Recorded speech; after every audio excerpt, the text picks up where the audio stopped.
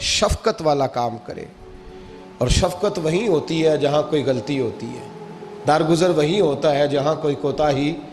عورت اطاعت کرے، فرما برداری کرے، اس کو حکم ہے، خامن درگزر کرے، شفقت کرے، اور کوئی کوتاہی دیکھے، کوئی غلطی دیکھے، اس پر پردہ پوشی کرنے کی کوشش کرے۔ یاد رکھیں، اعلیٰ حضرت فاضل بریلوی رحمۃ اللہ علیہ فرماتے ہیں جو مردان خدا ہیں، جو اللہ کے بندے ہیں، جو مردان خدا ہیں، فرمایا ان کا طریقہ تو یہ ہے کہ وہ اپنے گھر والوں کی بڑی بڑی غلطیاں معاف کرتے ہیں، بڑی بڑی کوتاہیاں، بڑی بڑی۔ حضرت ابو الحسن رحمۃ اللہ تعالیٰ علیہ، جناب ابو الحسن خرقانی بہت بڑے درویش صوفی گزرے اور صاحب بصیرت اور زندہ اور بیدار مغز صوفی تھے، صرف ہو والے صوفی نہیں تھے۔ ان کو خبر ہی نہیں کہ معاشرے میں میں کھٹکتا ہوں دل عالم میں کانٹے کی طرح، اور تو فقط اللہ ہو اللہ ہو اللہ ہو۔ حضرت ابو الحسن خرقانی خانقاہ بھی آباد کرتے تھے، اور معاشرے میں کبھی ظلم ہوتا تھا تو بادشاہوں کا جا کے حقہ پانی بھی بند فرما دیا کرتے تھے۔ بڑے بیدار مغز اور بیدار ذہن صوفی تھے۔ حضرت بایزید بسطامی رحمۃ اللہ علیہ کے سجادہ تھے، اور محمود غزنوی آپ کا مرید تھا۔ اب بہت صاحب بصیرت بادشاہ ہوا ہے، وہ آپ کا خدمت گزار تو حاضر ہوتا تھا۔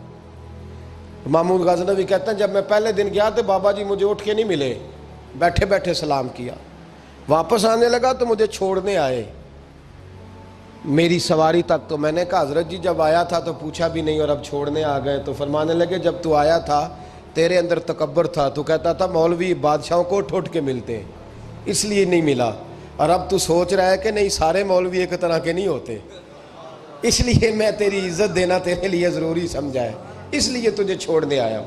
حضرت ابو الحسن بڑے صاحب بصیرت آدمی۔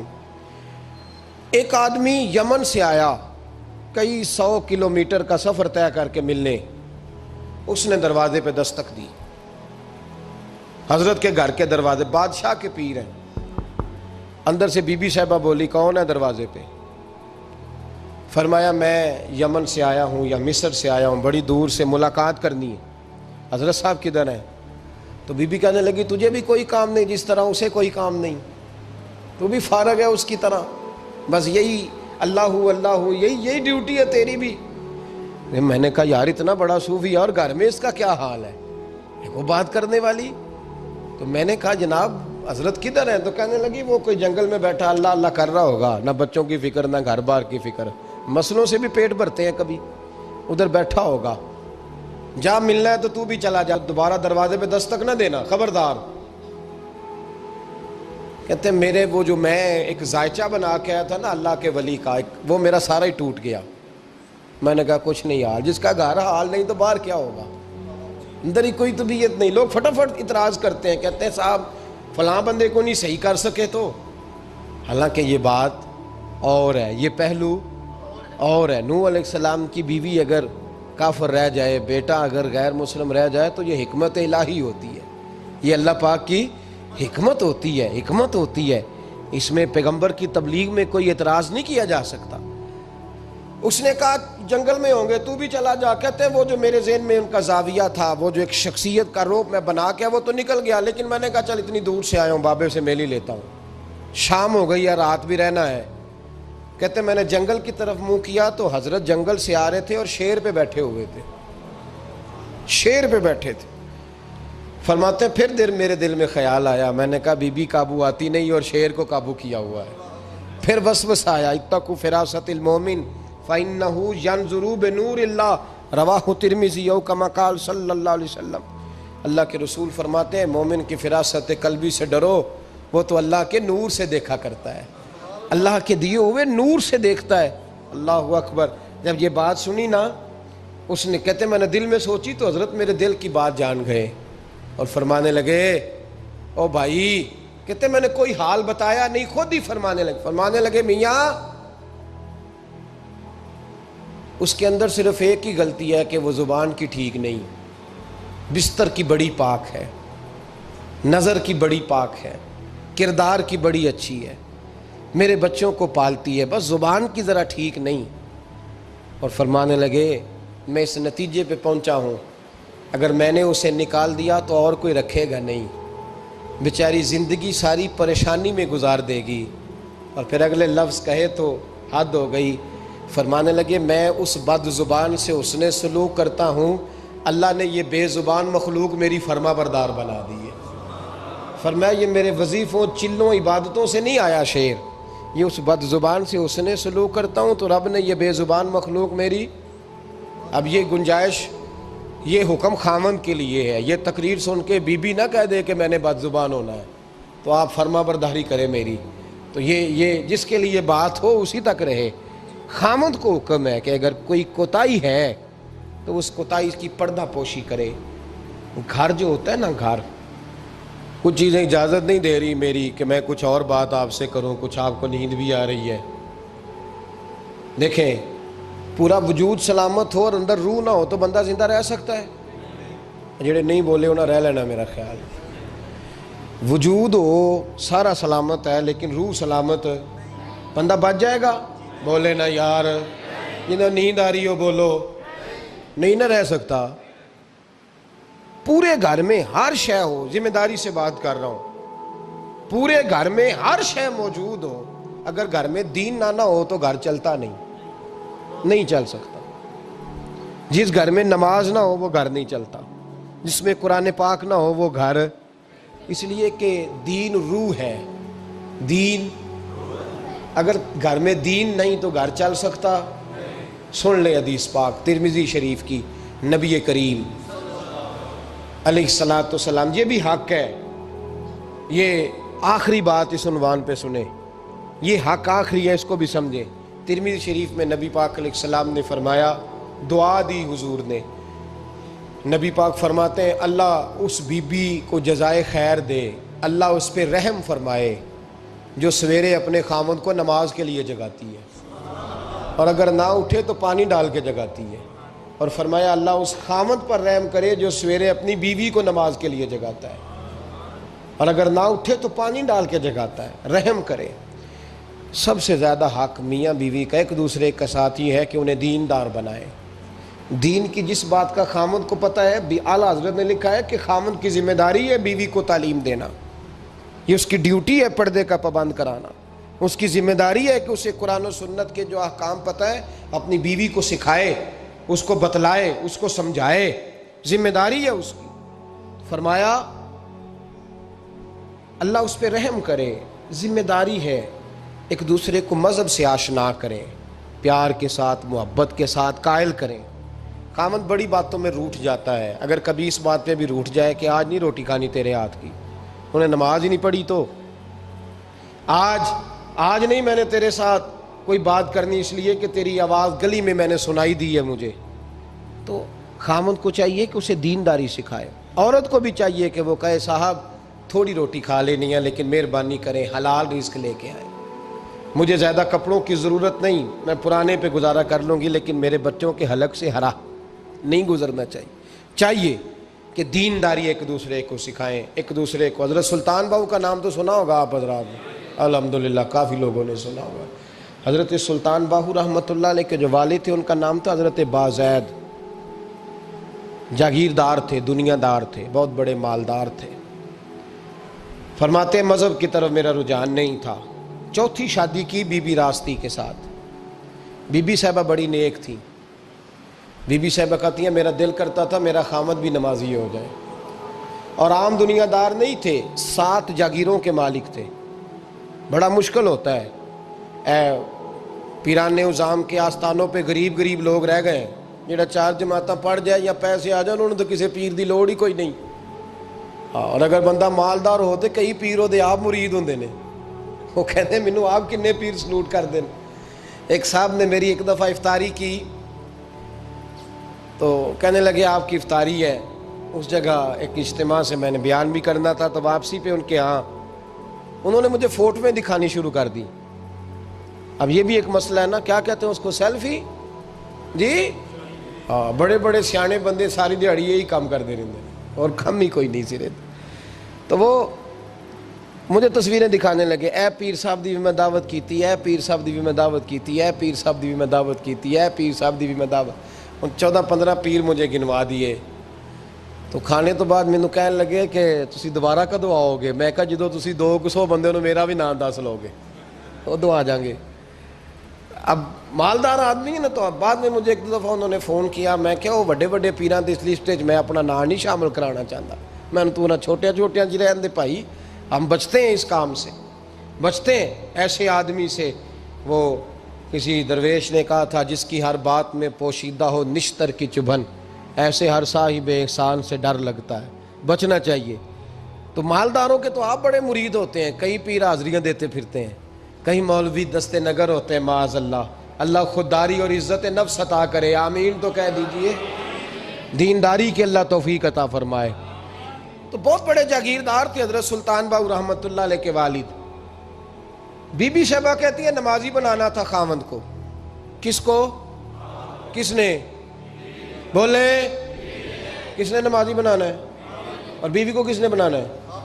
پکی گل نے جی؟ میں ایک کونسلر صاحب نوں میں کیا ماشاءاللہ جیت گئے ہو؟ کہندے ہاں جی۔ میں کہندے جی کوئی حکم ہوئے تو مینوں دسو۔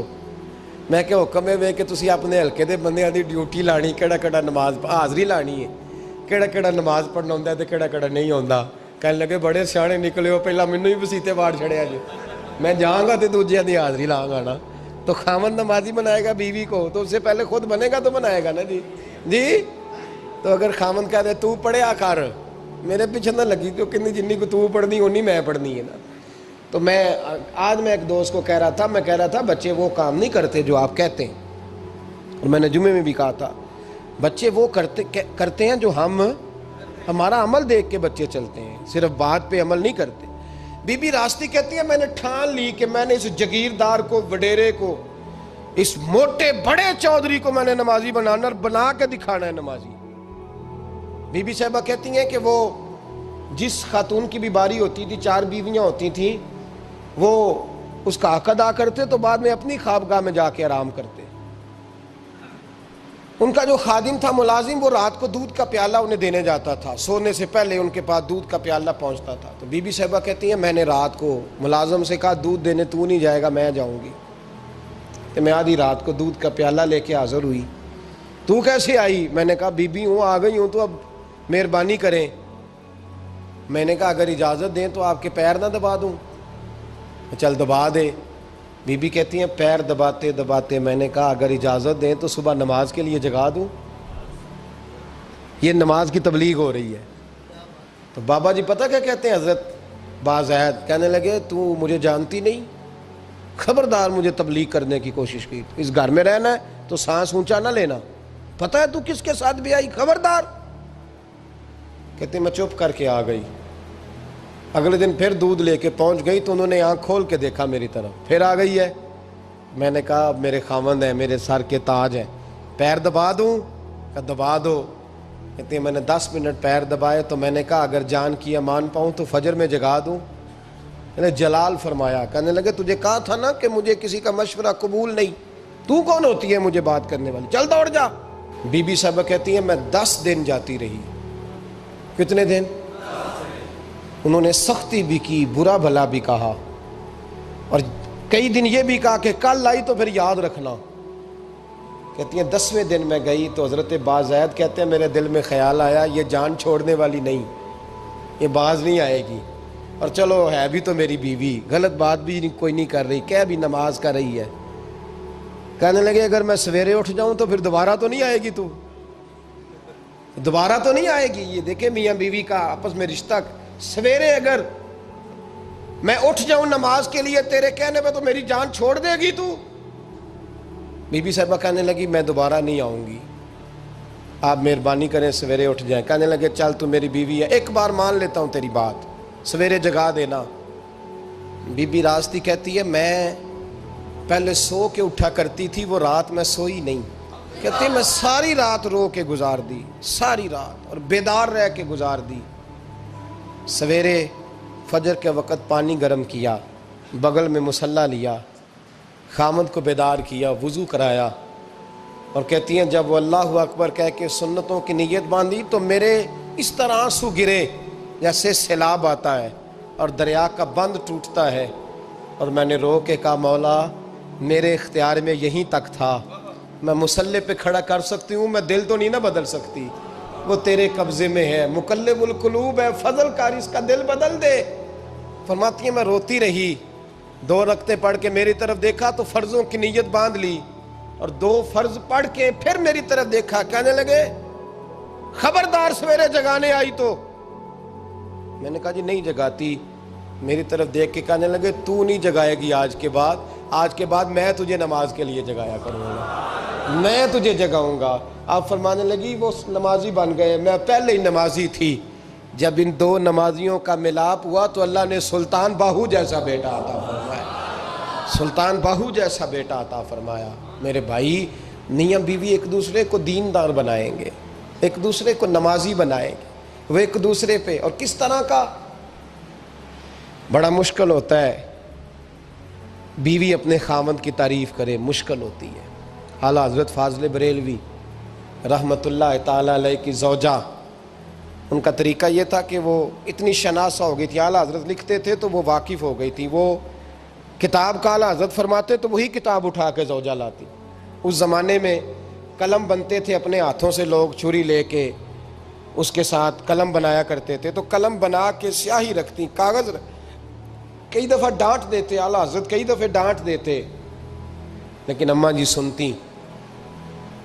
وقت وصال آیا تو ایک دن فرمانے لگے حامد رضا کی ماں، تو نے ساری زندگی مانگا کچھ نہیں، تو نے میری بڑی نوکری کی، میرے دین کے کاموں میں سب سے بڑی مددگار تو تھی، چل کچھ چیز مانگ لے۔ جب دین کے رشتے ہوتے ہیں تو پھر معاملے بھی دینداری کے طے ہوتے ہیں، کچھ مانگ لے۔ بڑا کچھ مانگ لیتی ہیں نا بیویاں، بڑا کچھ۔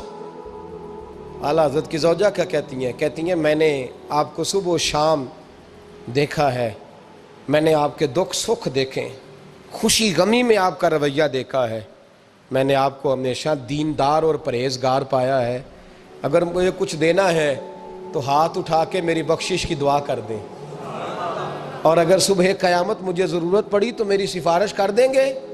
اعلیٰ حضرت رو پڑے، یہ دینداری کے رشتے ہیں، رو پڑے۔ فرمانے لگے تیرے ساتھ وعدہ ہے، مصطفیٰ کریم صلی اللہ علیہ وسلم کے صدقے احمد رضا جب جنت میں جائیں گے تو تجھے ساتھ لے کے جنت میں جائیں گے، ساتھ لے کے جائیں گے۔ تو بھائی دینداری بنائیں، ہن لباس لکم وانتم لباس لہن، وہ تمہارا لباس ہے اور ان کا لباس ہو۔ رمضان شریف آ رہا ہے، ارادہ کر لیں کہ تراویحیں ساری جماعت کے ساتھ پڑھنی ہے، پڑھیں گے انشاءاللہ تعالی۔ نوجوانوں سے میری گزارش ہے، جوان بچوں سے، ضروری کوئی مذہبی چیز آپ نے دیکھنی ہو، سننی سنانی ہو تو ٹھیک ہے، ورنہ رمضان میں موبائل استعمال نہ کریں، مہربانی فرمائیں، ارادہ کریں۔ اگر کبھی مجبوری بن جائے نا تو ہسپتالوں میں بھی 2-2 گھنٹے بندے کو ایک ٹانگ پہ کھڑے ہونے پڑ جاتا ہے، پاسپورٹ کے دفتر لوگ کھڑے رہتے ہیں، شناختی کارڈ کے دفتر کھڑے رہتے ہیں۔ ارادہ کرو قرآن پاک سننے کا، اور مسجد میں حاضر ہو کے با جماعت 20 تراویحیں پوری پڑھو، اور عشاء سے پہلے آؤ، سنتیں ادا کر کے مسجد میں نماز پڑھو۔ روزہ کوئی شیطانی وسوسہ قریب نہ آنے دو، روزے رکھنے ہیں اور انشاءاللہ رکھنے ہیں، پورے رکھنے۔ مزدور آدمی جو مزدور ہے وہ کہتا ہے میں مزدور ہوں، میں کیسے رکھوں؟ او خدا کے بندے، رب تعالیٰ نے تیرے اوپر فرض کیے ہیں، وہ کہتا ہے میں وہ چیز فرض کرتا ہی نہیں جو تو اٹھا نہ سکے، اس کو پتا تھا ہم رکھ لیں گے تبھی فرض کیے نا، اور مزدور کو تو اللہ اجر بھی زیادہ عطا کرتا ہے، کسی وسوسے پہ نہ لگے۔ اور قرآن، یہ 2 باتیں ہو گئی، روزہ اور تراویح، اور تیسرا دن کے 2 حصے کریں، جو وقت بچ جائے اس کے 2 حصے کریں، آدھے حصے میں قرآن پاک پڑھنا ہے اور آدھے حصے میں درود و سلام پڑھنا ہے، یہ وظیفے پکے کر لیں۔ اور جو لوگ غریبوں کی مدد کرتے ہیں، مسکینوں کی، یتیموں کی، ان سے میری گزارش ہے کہ وہ مہربانی کریں تو 1 رمضان کو لوگوں کے ساتھ تعاون کریں۔ کس تاریخ کو جی؟ بولے قاری صاحب نے سوٹ کدن دین دے ہو جی، تاکہ کوئی درزی سی کے نہ دے وے، ایک ادھر پا نہ لے وے سوٹ، مولوی بھی نواں، یہ ساڈا مولوی یہ تے پرانے دی چنگا لگتا ہے، اور پہلے دے میاں یہ کام بھی پہلے کریں تاکہ وہ سلا لیں اور سلا کے پہن لیں۔ میری باتوں کی سمجھ آ رہی ہے آپ حضرات کو؟ غریب کے ساتھ، مسکین کے ساتھ، جس کے ساتھ بھی کو تعاون کرنا ہے وہ پہلے کریں، پہلے اپنے بچوں کے کپڑے بعد میں اور غریبوں کے بچوں کو پہلے، تاکہ وہ شریک ہو، رمضان میں شریک ہو، کسی کو سودا پہلے دیں، جو پہلے کرنے کے کام ہیں ان کو پہلے کریں، مہربانی فرمائیں۔ رمضان کی نیت کریں، ارادہ کریں، اپنے اندر ذوق پیدا کریں۔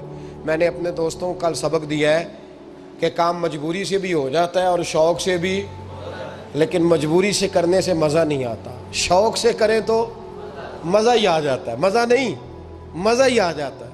تو کام کریں گے، لطف آئے گا آپ کو روزے رکھنے کا، عبادت کرنے کا، لیکن لطف کے ساتھ کریں، اپنے اوپر